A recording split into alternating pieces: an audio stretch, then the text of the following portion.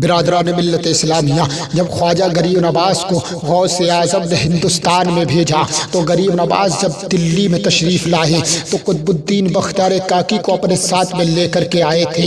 آپ نے کہا قطب الدین بختیار کاکی سے کہ تم دلی کا نظام سنبھالو، میں اجمیر کا نظام سنبھالتا ہوں۔ غریب نواز معین الدین چشتی اجمیری رضی اللہ تعالیٰ عنہ آپ اجمیر شریف چلے جاتے ہیں، قطب الدین بختیار کاکی کو دلی میں چھوڑ دیا ہے۔ آپ دلی کا نظام سنبھال رہے ہیں۔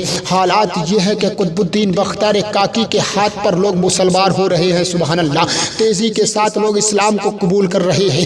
دشمنوں نے سوچا کہ آج معاملہ بڑا ایسے خراب ہو جائے گا، اگر قطب الدین بختیار کاکی کو دلی سے نکالا نہ گیا تو یہ سارے کے سارے لوگوں کو مسلمان کر لیں گے۔ اس وقت جو بادشاہ تھا وہ بھی آپ کا مسلمان ہو چکا تھا، آپ کا مرید تھا، سبحان اللہ۔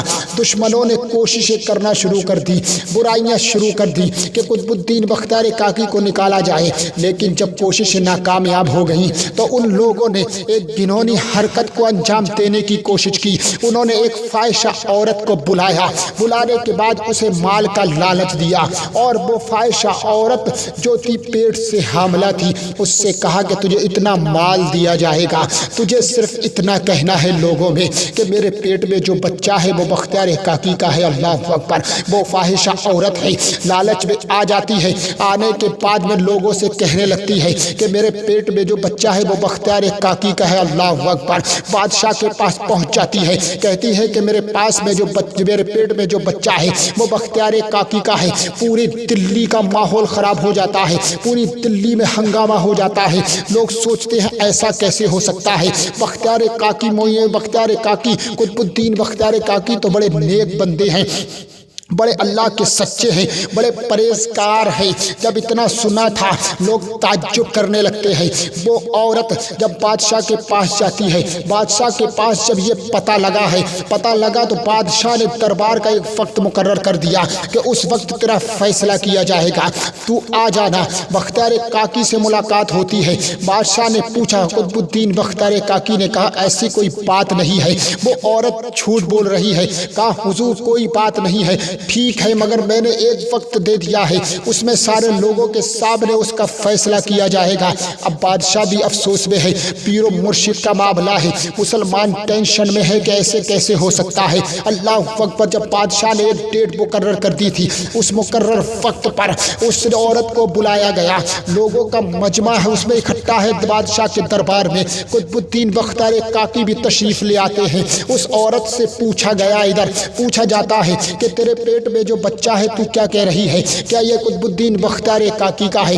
وہ عورت چیخ کر کے چلا کر کے بولتی ہے کہ ہاں میرے پیٹ میں جو بچہ ہے یہ بختیار کاکی کا ہے۔ اللہ اکبر۔ سارا مجمع حیران ہو جاتا ہے، سارے لوگ حیران و پریشان ہو جاتے ہیں۔ ادھر قطب الدین خواجہ بختیار کاکی رو رہے ہیں اور غریب نواز کی طرف متوجہ ہوتے ہیں اور دل ہی دل میں بولنے لگتے ہیں، عرض کرتے ہیں اے معین الدین چشتی میرے پیر و مرشد، کیا آپ نے اسی دن کے لیے مجھے دلی میں بھیجا تھا؟ آج اس ذلت و رسوائی کا سامنا کرنا پڑ رہا ہے۔ جب اتنا سنا تھا غریب نواز نے کہا گھبرانے کی ضرورت نہیں ہے، قطب الدین میں آ رہا ہوں۔ سبحان اللہ۔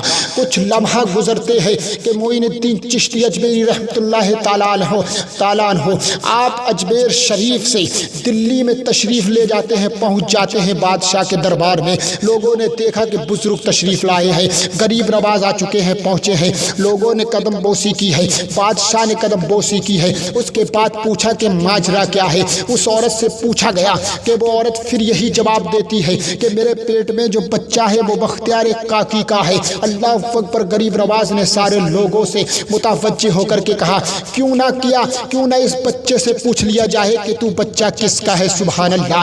یہ ہے ولیوں کی شان۔ غریب نواز نے جب اتنی آواز اٹھائی سارے مجمع میں کہا کہ کیوں نہ اس بچے سے پوچھ لیا جائے کہ تو کس کا ہے، فیصلہ ہو جائے گا۔ سبحان اللہ۔ کہا لوگ ٹھیک ہے، اس سے اچھی کیا بات ہے۔ جب غریب نواز نے اس عورت کے پیٹ کے قریب میں منہ کر کے اور لبوں سے بولا کہ اے بچے پتا تو کس کا ہے، تو اس عورت کے پیٹ سے آواز آتی ہے کہ میں بختیار کاکی کا نہیں ہوں، میں قطب الدین بختیار کاکی کا نہیں ہوں، میری ماں جھوٹ بول رہی ہے۔ اللہ اکبر۔ یہ ہے غریب نواز کی شان، یہ ہے معین الدین چشتی اجمیری کی شان، یہ ہے اللہ کے ولیوں کی شان۔ سبحان اللہ۔